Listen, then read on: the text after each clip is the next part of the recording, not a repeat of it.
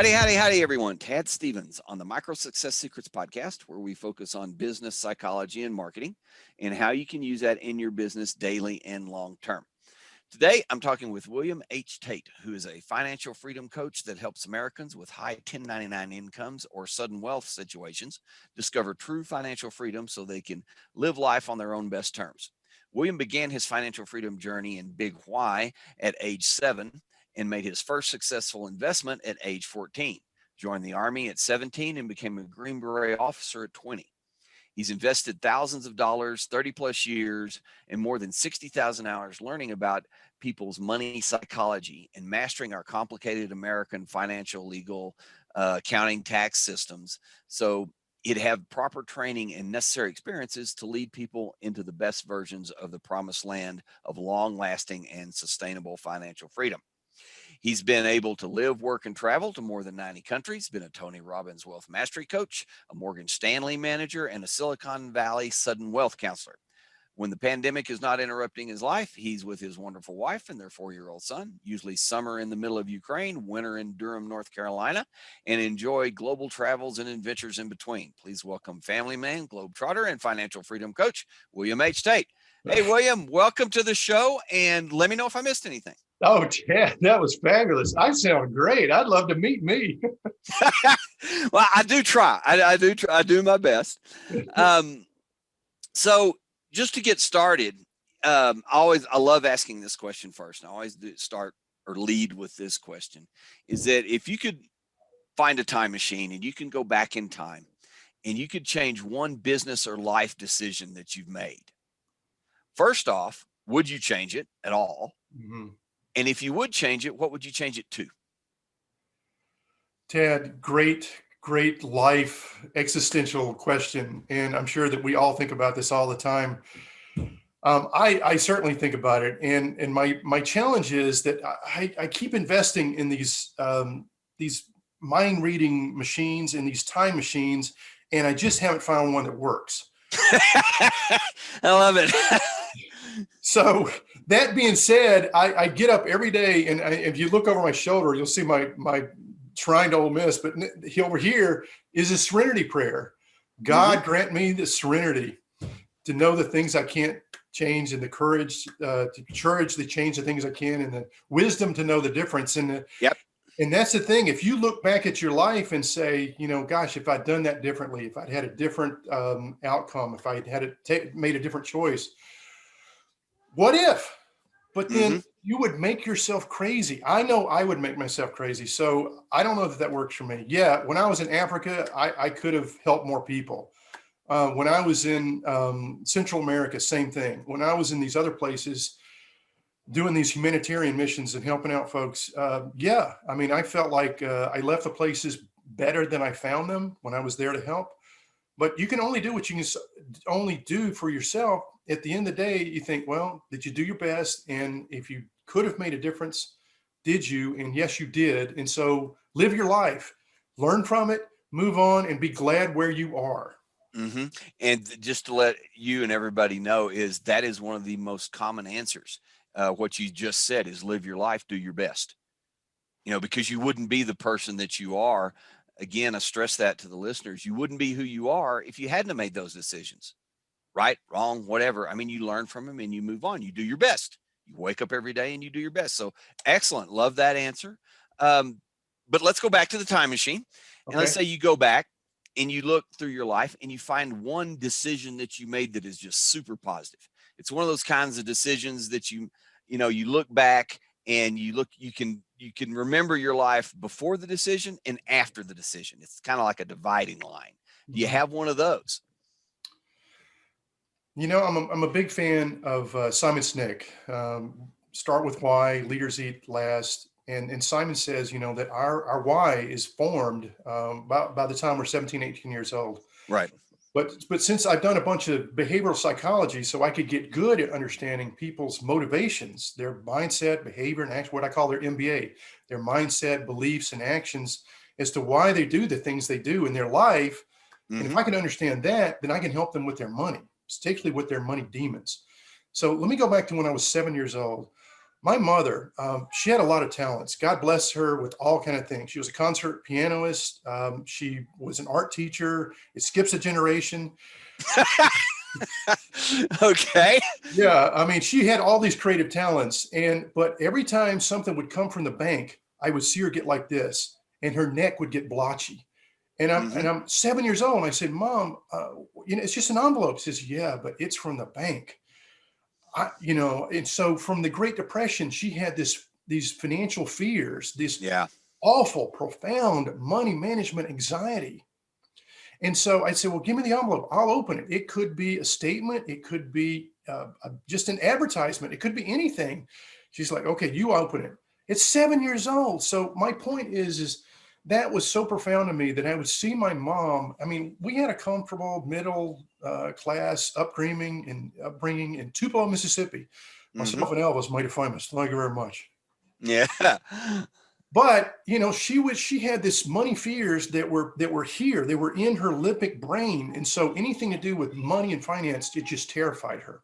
Right. So to help my mom and others like her overcome their money management anxiety, their financial fears, I decided, well, I'm going to help her. I'm going to help others like her learn how to master their money. But first get this MBA, this mindset, this beliefs, in this actions. So you don't have these limiting beliefs. You don't have these things about money that scare you.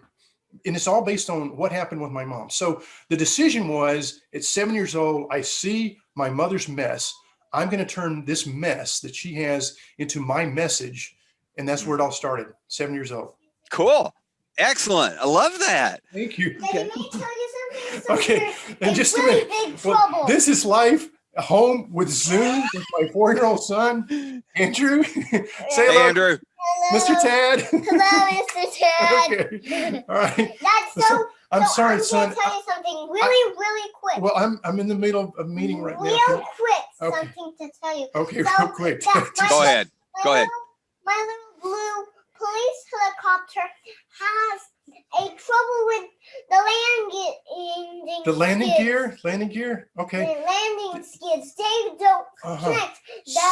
One of them, the front one. Andrew, Daddy is happy to help you. Under. Will you give me just a few minutes? Thank you, son. I love you, son. There you go. Don't worry about it. I'll clip that out, or I'll leave it in. I mean, because literally, this is why we get up in the morning, because we have things that are important to us. All the distractions that are going on in our lives. At the end of the day, and at the end of our lives, what kind of relationship do we have with our loved ones, with our spouse, my wonderful wife, my wonderful 4-year-old son who you just met, who has landing gear issues. Landing gear issues on his helicopter. Exactly. No, I get that. Mine are 19 and 20 now, so I don't have landing gear issues anymore. I have other issues, but no, totally get and totally agree with what you said there about at your end of your life, what do you want to think about? Exactly. What's important to you? Do you want to think about where this podcast came off smooth, or that your son came in with landing gear issues? I mean, I'd prefer the landing gear issues myself. This is real life. In real life is unpredictable. It's a little bit messy. It's certainly unscripted. And all those places that we go, that we think, oh, this might be a dead end. But no, you're learning there. Good, bad, or ugly. What did you learn from the experience? How can you take that experience back and use it? Use it for good. Don't get stuck in that limiting belief. Turn that limiting belief into empowering beliefs throughout your life. And I read a statistic, and you probably know it too, that most people's biggest frustrations, biggest fears in life are financially related or money related. Well, we live in the most prosperous country ever. And there's no reason here why you can't find a way, if you just get some of this stuff out of your body, mind, and spirit and let it go. And when you talk to these, what I call the flat world people, financial, legal, accounting, tax, they're going to focus, most of them are going to focus on the sort of transaction, the execution, the mental. Right. My highest and best value is sharing that emotional energy. Tell me what's important to you, and I'll figure out a way to set you free, to set you on that path of financial freedom.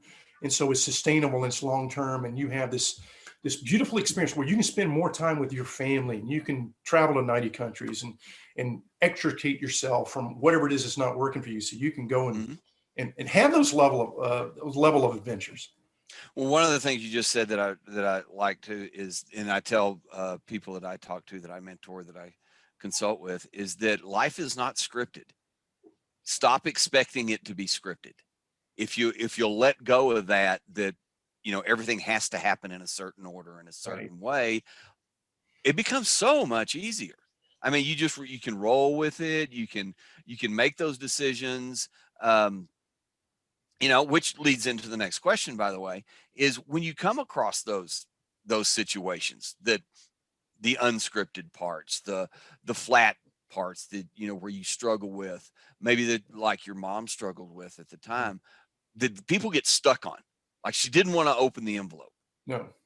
And there are people that have that same fear or apprehension with other issues. Oh yeah. So what do you tell people? How do you coach people to get through those issues, to make those decisions, they're okay, to go on through them, to get unstuck, basically? Deep breath. Lots of deep breaths. I love it. Okay. If the house is not on fire, you're okay. Just sit with it and have some peace and breathe with it. And then remember the Serenity Prayer right here. God, grant me that serenity. And then change what you can and have the wisdom to know the difference. Wisdom to know the difference. I remember that. Yeah. If you do that every day, I mean, it's not just an Al-Anon thing or an AA, pledge that, hey, I'm William. I didn't have any of those substance abuse. What I did have was, it's one of the first questions I ask people is, whose love did you want the most when you were growing up from the people in your life, your parents? Whose approval did you want the most? And the floodgates come, they get emotional, and that's like, okay, we're home. Yep. That's a place to start. And then I share my story. And then they share theirs. And then we're like, okay, now we're bonded. Yep. Now we can get past all this facade, all this stuff about who I'm supposed to be, so you can be who God and you meant for you to be. Okay. All right. Super. So putting all this. Sorry, you asked me a question there. No, that's it. I mean, that's it. You basically answered it. Have the Serenity Prayer, breathe. How do you get unstuck? And I mean, those are answers that a lot of people, when they're in the heat of it, it's kind of like, I used to coach softball for my daughter. And I used to have parents come up in the middle of the game and say, you need to do this. And, every season I would start off with a meeting saying, okay, I know you got great information. I know you got great ideas. I want you to tell me not during the game, anytime else, not during the game. And they would go, oh, yeah, that's okay. Like you said, let's talk about fire safety when the fire is out. Okay. Yeah. Like you said, if the house isn't on fire, you're okay. Right. If you're drowning, I'm a competitive swimmer. I will come out and save you and bring you in. And then later on, we'll talk about swimming lessons. But when you, but right now, I'm going to put on the fireman hat, get out of the burning house. But going back to your question, it's have a plan for your life. Write down what it is you want for yourself first. Put that mask on first. The airlines say in the unlikely event. Put the mask on first for you first. Yeah. And then help others. You've got to do that first. So you put your mask on by making a plan. It's January. Sit down quietly, breathe, make a plan. If you could do anything in your life without restriction, what would it look like? Write that down. And that's a place to start. Okay. Excellent. So to roll it all together, knowing what you know, experiences you've had, life you've lived, if you had to start over, say a pandemic hit, or you moved to another country, or, whatever it was that caused you to start over, would you be doing the same thing you're doing now, or would you do something different? Oh my God, I am so blessed with knowing my life's passion and purpose. And it all goes back to that why. 7 years old, mama, why, yeah, terrified of the envelope. So I feel like I have alignment, authenticity, because I know the good and the bad, the ugly. I've seen it. My mom got scammed. I got scammed. So I know when you get hurt, your brain says, oh, there's something going on here. Let's figure out how not to get hurt. be it financially or relationship wise or whatever it is. So your caution goes up and says, there's a reason for that. So I've learned, and now I can help others. I can protect others because I've done it myself. I've gotten scammed a dozen times from people, from situations, from financial, just bad deals. And so the deal is I wouldn't change a thing because it brought me to where I am now. And I'm doing what God put me on earth to do. And I'm blessed to have my purpose, my passion. And then I'm ready to go forward from right here. So thank you for letting me share my story, my passion, and what I'm supposed to do. Okay. I want everybody to hear that. The two big things I heard there, the why and the passion. Yeah. I mean, and we stress this on the show all the time, is that passion is what gets you out of bed in the morning. Mm-hmm. It's probably not your bank account. It's there's something else that gets you bed. And if you're not getting out of the bed in the morning, to everybody, figure out why. Yeah. Figure out your why, figure out your passion. Passion, purpose. That will lead you to profits. Passion, purpose. Perfect. Excellent. Yeah. Super. So time to wrap up a little bit. Mm-hmm. Is there anything you'd like to close with? And do you have anything to offer the listeners and viewers that they may find helpful? I just hope that all of you make 2021 your best year ever. And you'll do that by getting quiet and getting centered with yourself and figuring out what is it I want for myself first, and then for my family, and then for my business, and align all those things together. I don't have a website. I don't have a book. I don't have a board game that I'm planning to do, an online course. I don't have any of that yet. It's all in the direction that I'm going. But for right now, the way to reach out for me is if you want to spend a half an hour with me, reach out to me on either Facebook or LinkedIn. And I'm William H. Tate. My wife says the H is for hilarious. My son okay, is for lifting heavy things, Daddy. When I was helping people, it was humanitarian. So you figure out what the H is, but it's William H. Tate. And I'll give you a half hour. I'm happy to share my journey and whatever it is that we can work out together, as long as it's win-win. Just like with you, Tad, you're an excellent guy. You're a big believer in win-win or no deal, and you attract that energy to you, and that's why we're here together. So thank you. Excellent. Thank you very much, William. Really appreciate that. Again, really appreciate your time and all the sharing that you've done. Thanks everybody for their time, for listening today. Have a very safe and productive week, and be the very, very best at whatever it is that you're doing. Until next time, this is Tad Stevens with Micro Success Secrets. Bye for now. Thank you.